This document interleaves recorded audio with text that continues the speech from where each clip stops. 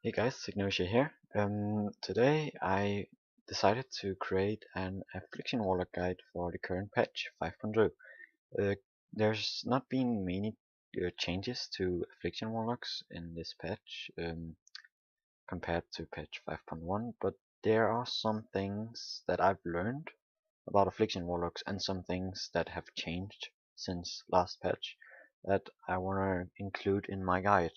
So this is an updated guide from my last Affliction guide with some new tips and tricks and yeah, stuff like that. So I hope you enjoy.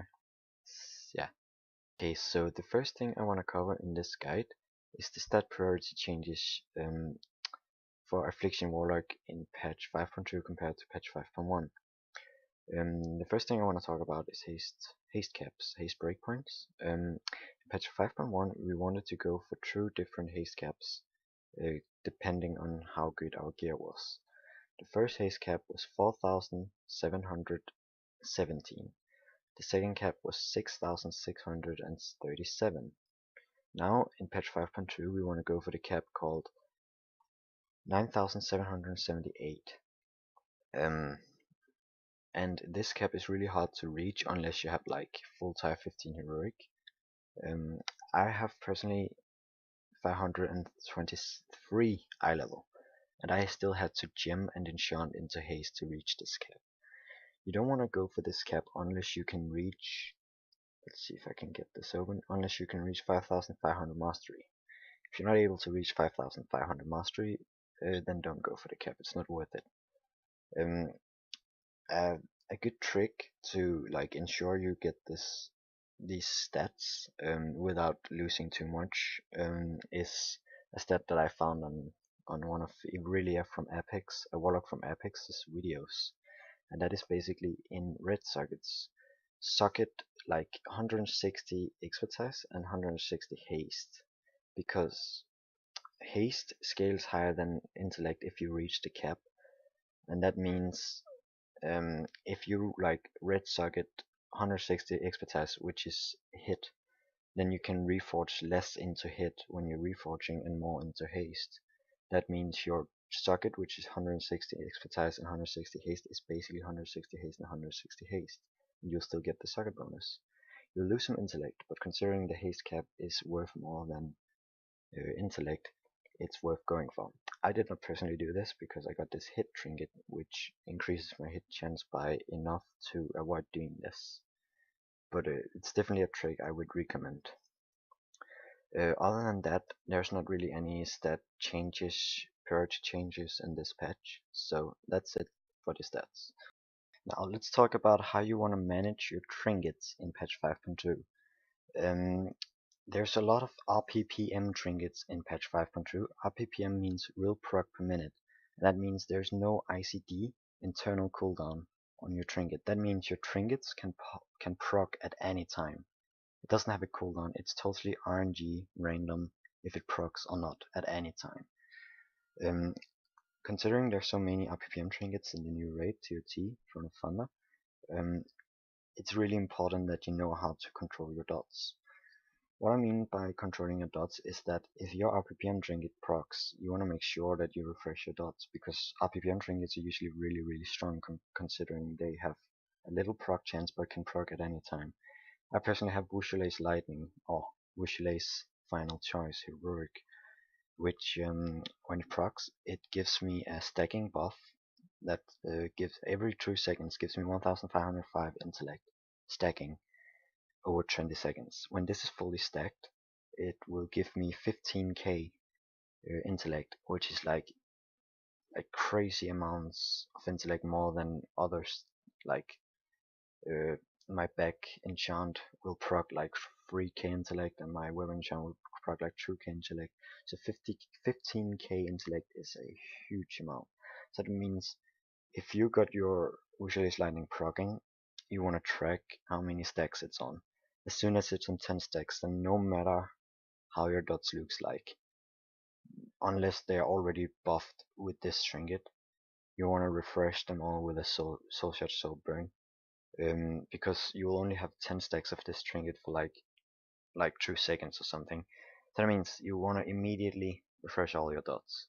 Your dots will not be like hugely empowered, and you want to like burn some horns and shit like that. I don't know if you're extending horns for such kind of burst. It's like minor damage increase. I don't personally do it because I find myself losing DPS by extending horns. I just use them when I can, but I always save like one soul shot for my RPPM trinket. I only have one right now, but I aim to get the last gen trinket also, which is also RPPM. So that's basically how you manage your RPPM trinkets from the new raid. Okay, now let's talk about how talents and glyphs have changed in the new patch. Basically there haven't been big changes, or actually there have been big changes, but only for few talents and glyphs. Um, the first change I want to cover is the change to Soul Leech. It no longer heals you whenever you deal damage with corruption or whatever it does, but now it makes you get an absorb shield that is as big as the healing you received in patch 5.1. So basically it's just an absorb shield now. The next change in patch 5.2 is that they nerfed Grimoire of Sacrifice so much that it's right now not viable, or maybe is, I don't know. There's a lot of discussion about whether it's still the best choice to go for on single target. Grimoire of Sacrifice or Grimoire of Supremacy. I'm personally going for Grimoire of Supremacy because for me, for my gear, the gear level that I have, Grimoire of Supremacy will be higher DPS.